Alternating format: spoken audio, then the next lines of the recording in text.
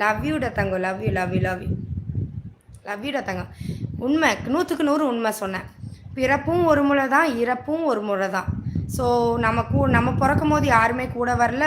நம்ம போகும்போது யாரும் கூட வரும்போது. நம்ம பிறக்கும்போது 4 பேர் தூக்குவாங்க. இறக்கும்போது 4 பேர் தூக்கிட்டு போவானுங்க. அவ்வளோதான் வாழ்க்கை. இந்த இன்பிட்வீன் கேப்பில் தான் போட்டி, பொறாமை, பொறுக்கித்தனம், கேவலமான வார்த்தைகள், ரொம்ப ரிவெஞ்சு, இதுதான் இருக்கிற வரைக்கும் ஹாப்பியாக இருந்துட்டு போயிட்டே இருக்க வேண்டாம். உங்களுக்கு பிடிச்ச விஷயத்த மட்டும் நீங்கள் செஞ்சிட்டே இருங்களேன்.